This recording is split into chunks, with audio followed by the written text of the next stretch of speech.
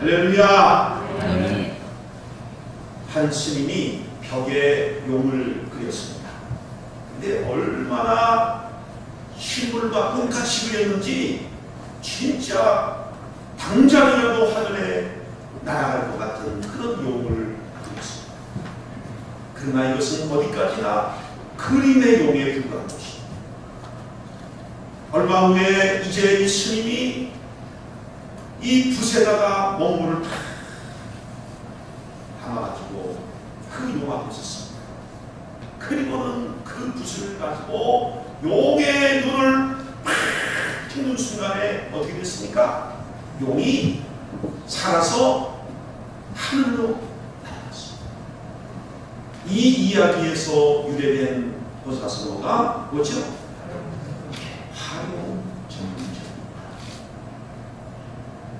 여러분, 이와 마찬가지로 우리 믿음이 죽은 믿음, 그저 그림의 믿음, 이론과 생각에 갇혀있는 믿음이 아니라 실제로 살아있는 믿음, 능력으로 역사하는 믿음이 되려면 바로 성령 충만이 되는 것입니다.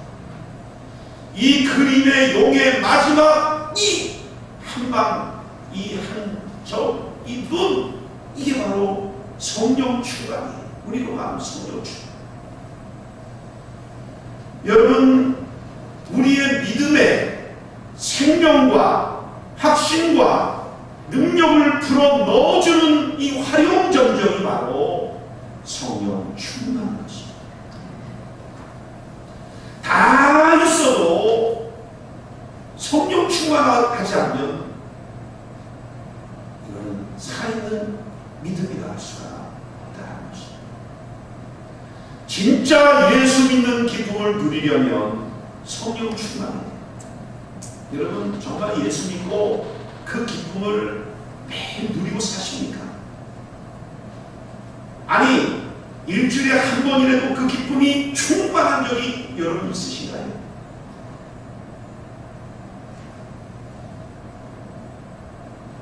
어떤 상황에서도 주님이 나와 함께 하심을 믿고 감사할 수 있고 평안하려면 성령 충만해야 되는 것입니다. 고난과 역경을 이기고 승리하려면 다른 길 없습니다. 성령 충만해야 하는 것입니다.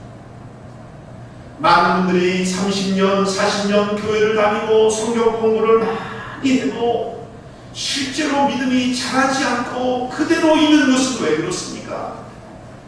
하나님 말씀을 알지만 순종하지 못하는 것은 또 왜 그렇습니까? 신앙자로 생활 따위인 것은 왜 그렇습니까? 예수 믿어도 삶의 변화가 없는 것은 왜 그렇습니까? 이 모든 이유는 한 가지입니다. 성령 충만하지 않기 때문에 그렇습니다.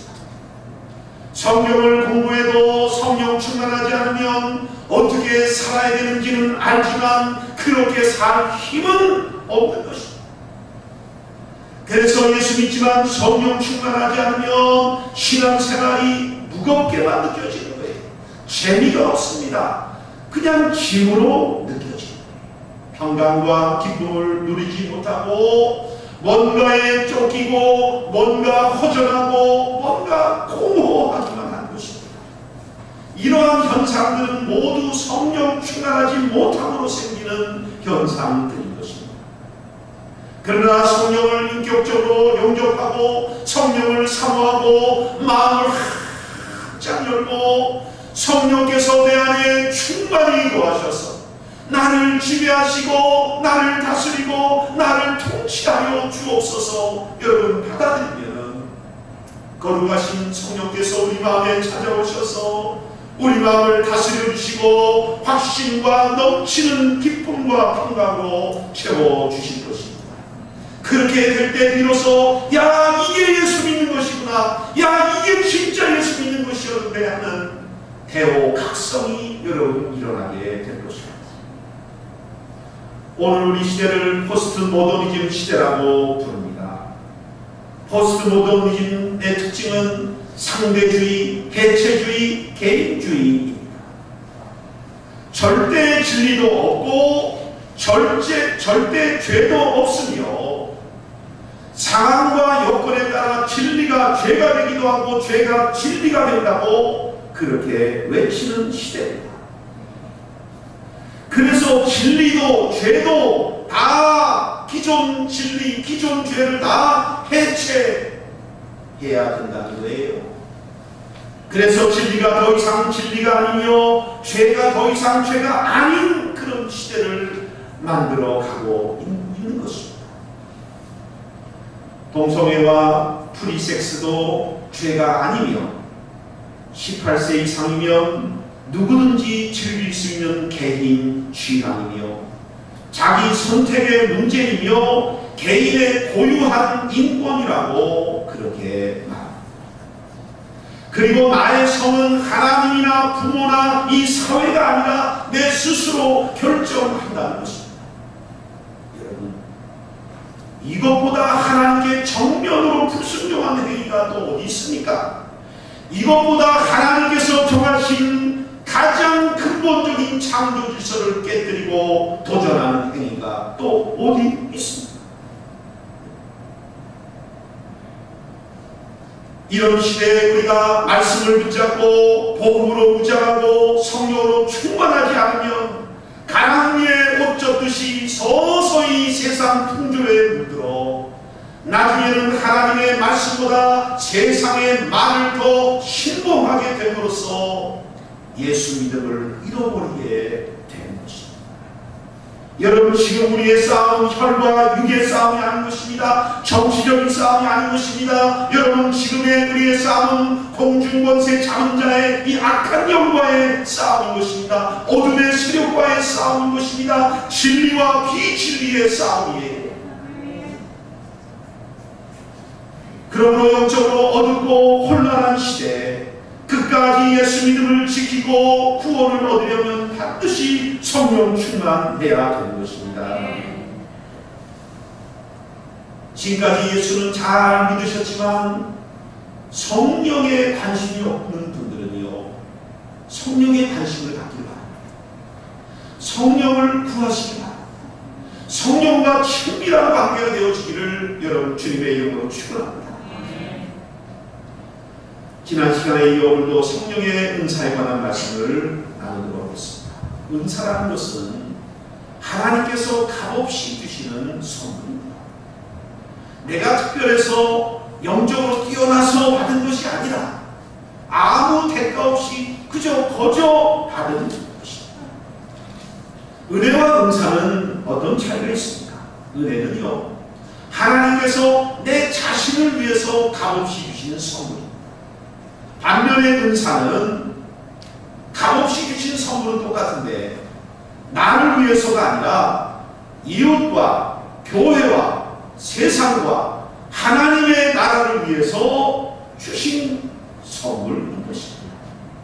7절 말씀을 한번 읽어보실까요? 본문 7절 시작. 각 사람에게 성령을 나타내시는 유익하게 하려 하십니다.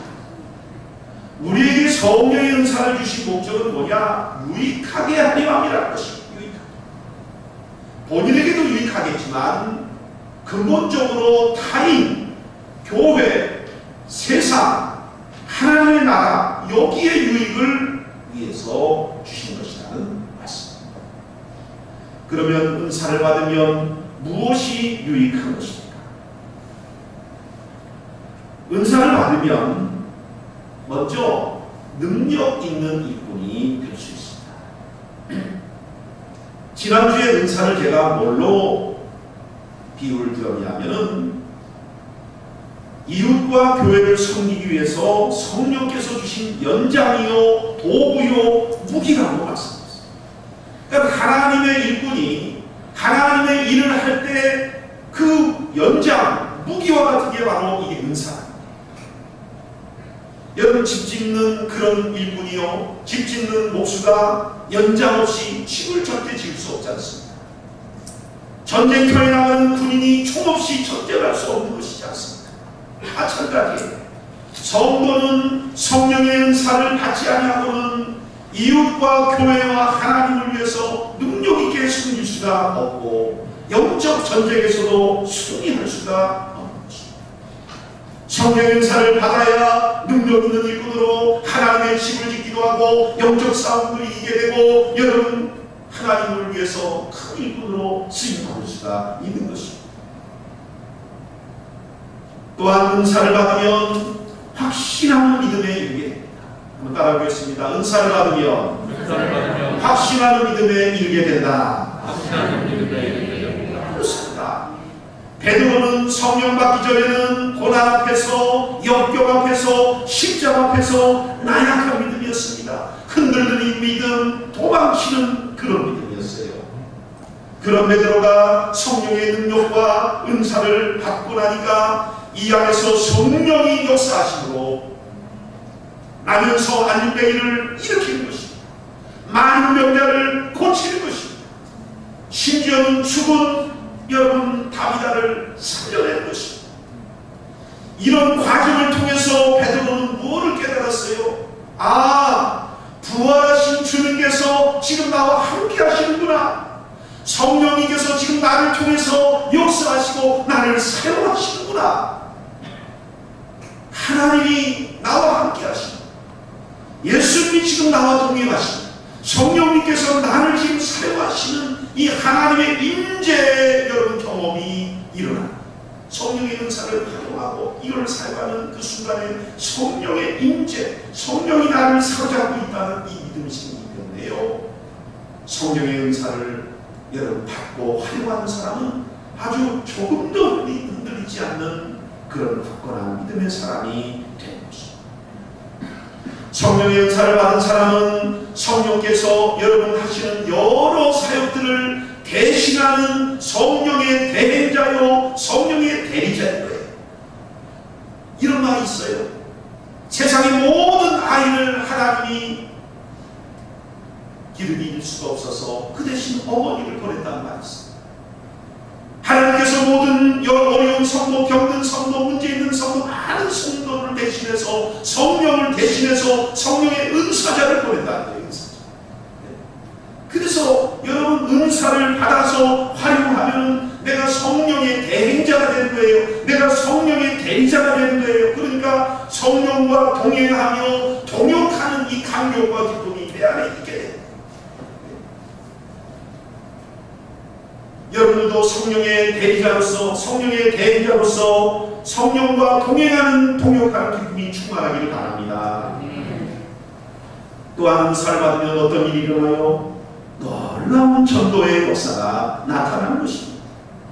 베드로나 바울이나 빌립이 성령의 은사와 능력을 받았기에 귀신을 물리치고 병을 고치고 문제를 여러분 박살냄으로써 많은 사람들을 전도할 수가 있었던 것입니다.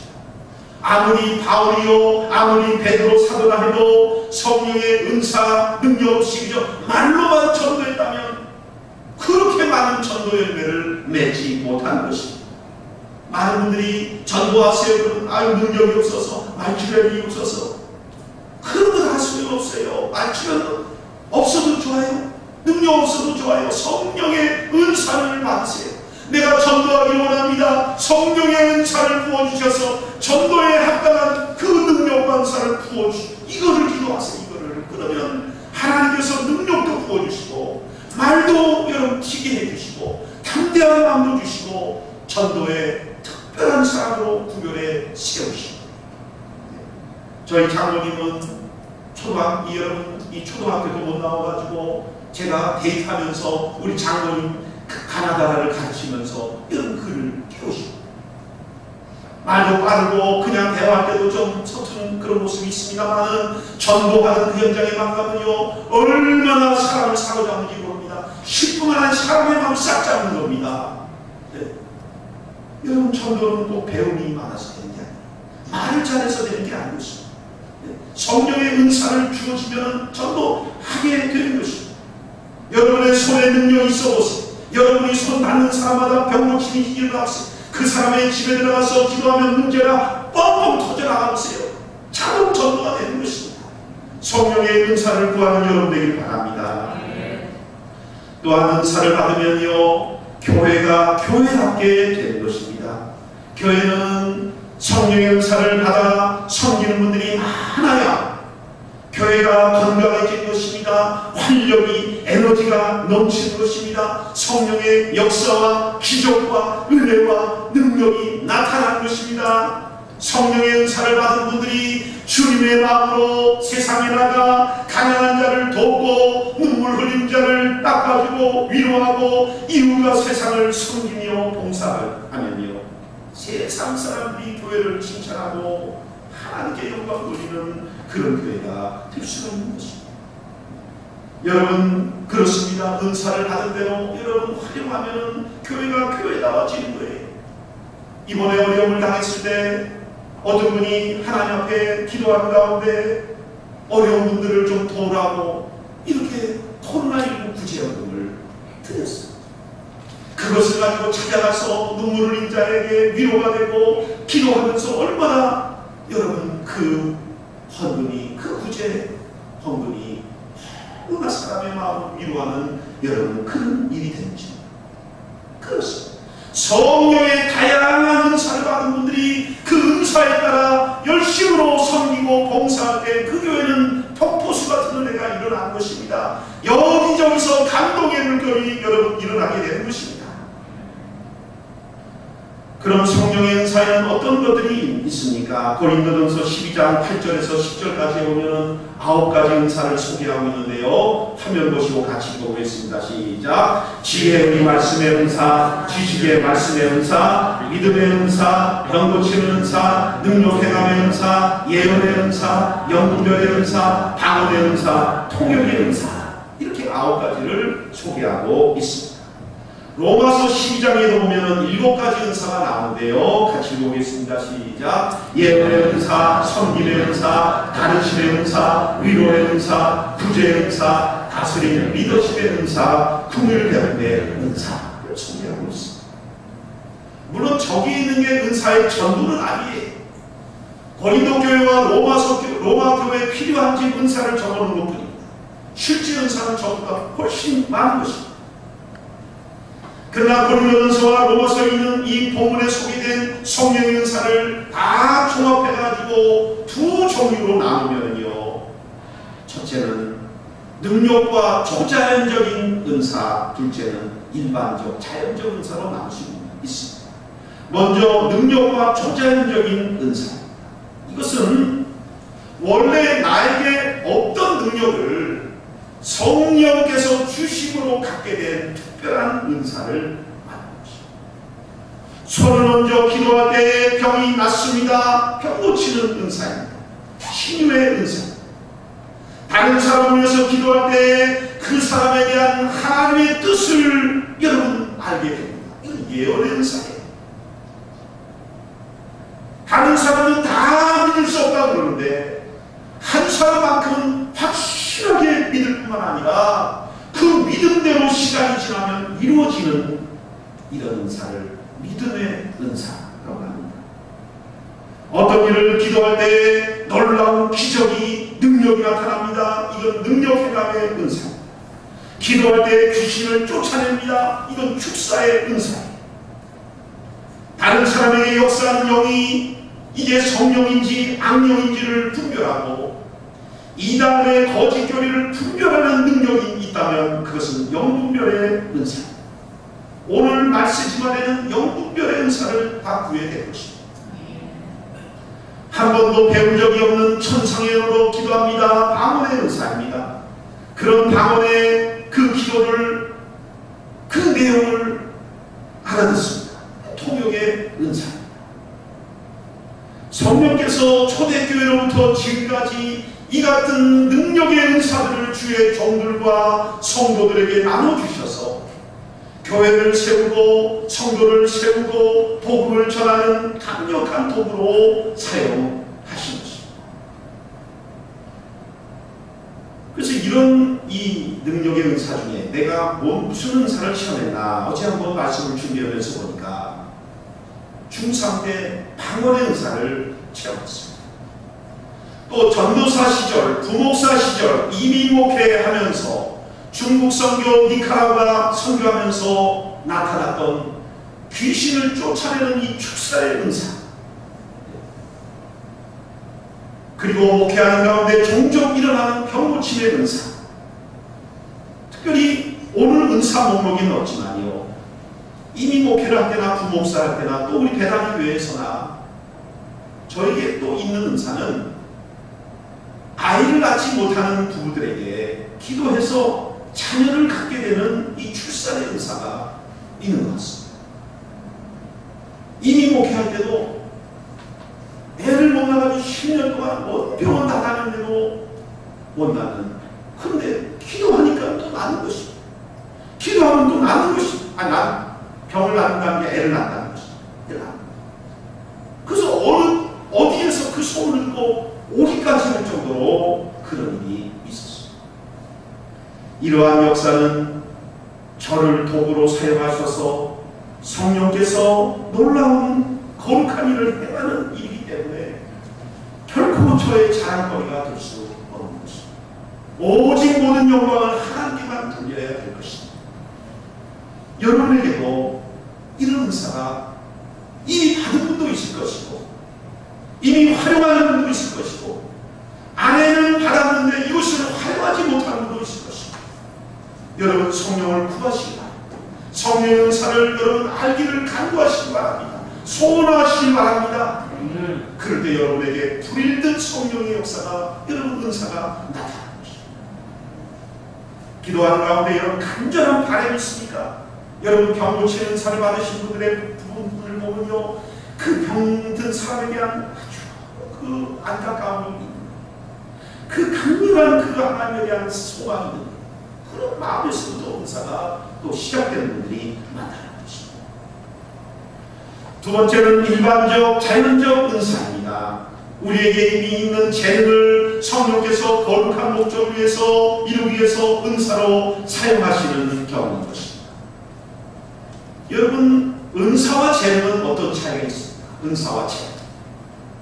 재능이라는 것은 예수를 믿든 안 믿든 천부적으로 타고난 남들보다 잘하는 장점이나 특기를 말하는 것입니다. 넓은 의미로 볼 때 재능 또한 하나님께서 주시는 값없이 주시는 선물입니다. 그러나 재능과 은사의 차이는 뭐냐? 그것이 누구를 위해 사용되어지느냐의 차이인 것입니다. 나를 위해서 사용되어진다면 재능입니다. 그러나 주님과 교회와 이웃을 위해 사용되어진다면 그것은 거룩한 은사라는 것입니다. 이런 일반적인 은사들로는 어떤 것이 있습니까? 화면을 보이고 오겠습니다. 시작. 섬기는 은사, 위로의 은사, 지혜와 지식의 말씀의 은사, 가르치는 은사, 지도하는 은사, 자선 회복의 은사 등이 있습니다.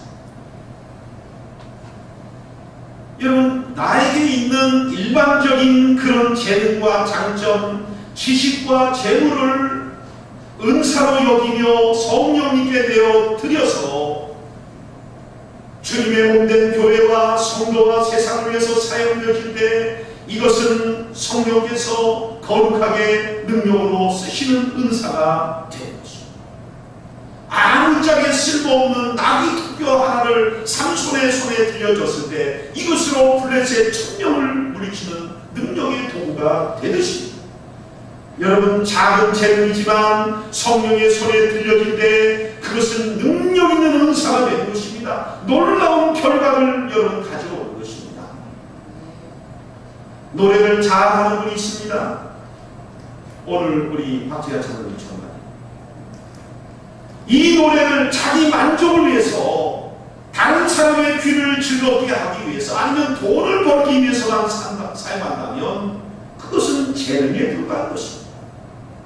그러나 그 노래를 하나님의 영광을 위해서 사용되어질 때 그것이 은사가 되어서 많은 사람을 위로하고 많은 사람에게 은혜를 끼치고 상한 심령을 어루만지며 심지어는 여러분 더러운 귀신이 들린 사람에게 그 귀신이 여러분 떨어져 나가는 역사가 나타나기도 합니다. 이처럼 일반적인 재능이라도 하나님께 드려져서 하나님의 손에 들려 쓰임받으면 놀라운 결과를 가져오는 것입니다.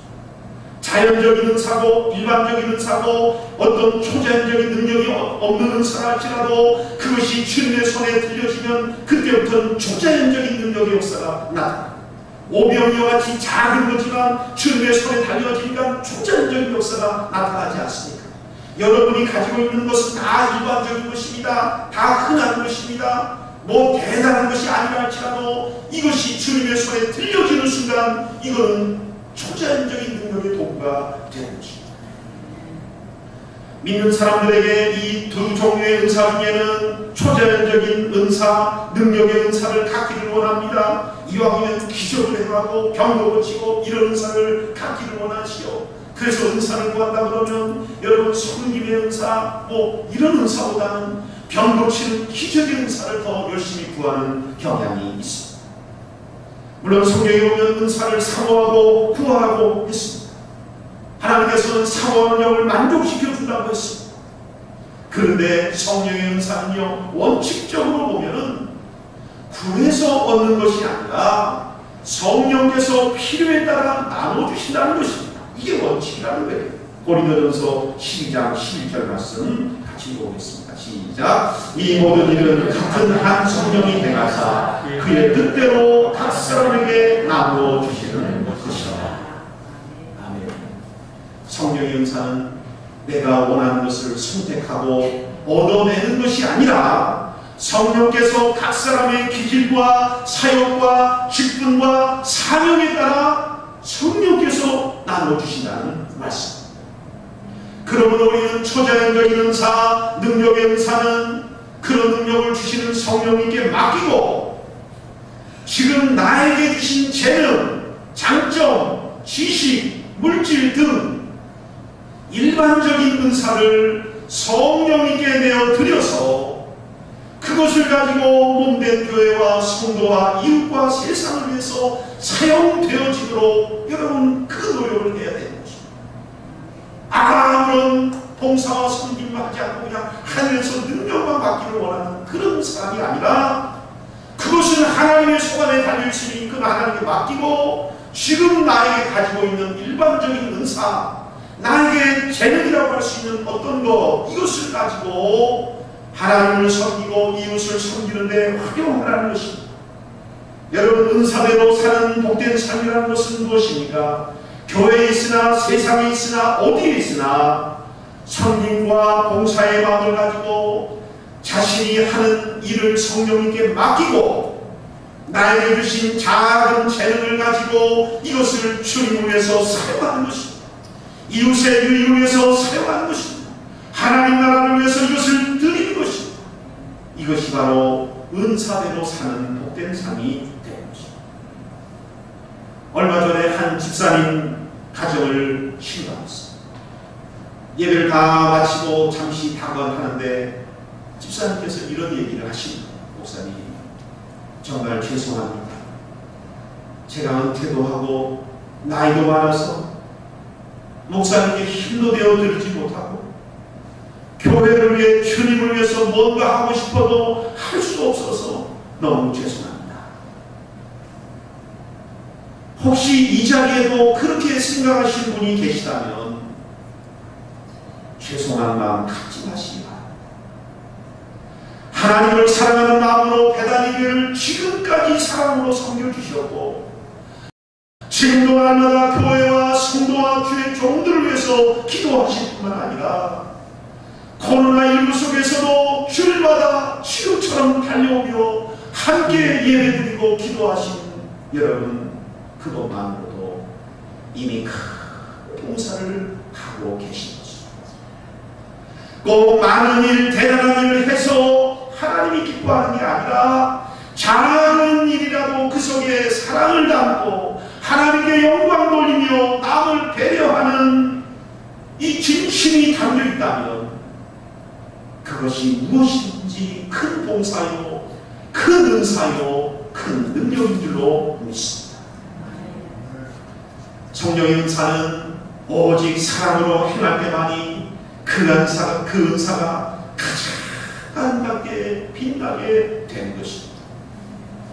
고린도전서 14장 1절은 이렇게 우리에게 말씀합니다. 다 같이 시작. 사랑을 추구하며 신령한 것들을 사모하라. 신령한 것들은 은사를 말하는 것입니다. 은사를 사모하기 전에 사랑을 추구하라는 것입니다. 사랑으로서 은사를 여러분 쓸 수 있는 사람이 되라는 것입니다. 아무리 대단한 은사를 받았다 해도 사랑으로 하지 않으면 그 은사는 아무 소용이 없는 것입니다. 바울 사도가 세운 교회 중에 고린도 교회만큼 은사를 많이 받은 교회가 또 어디 있습니까?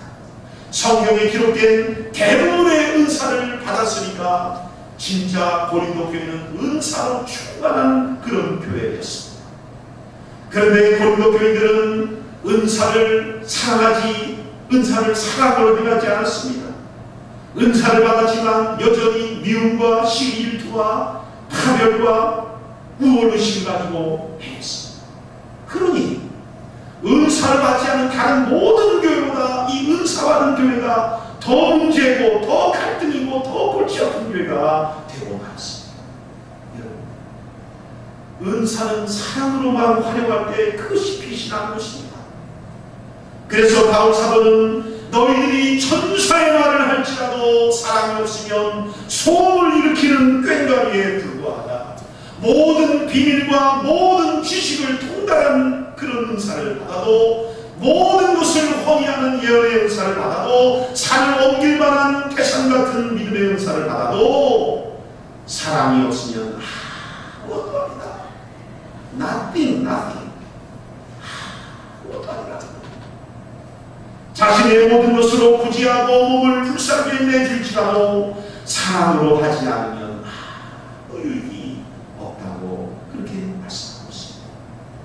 오직 사랑으로 행한 은사만이 하나님께는 영광이 되고 교회에는 유익이 되고 많은 사람에게는 향기나는 그리스도의 모습이 되고 그의 삶에는 아름다운 열매를 많이 남기는 복된 인생이 되는 것입니다.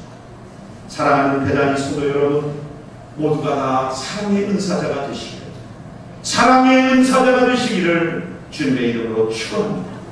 축원합니다.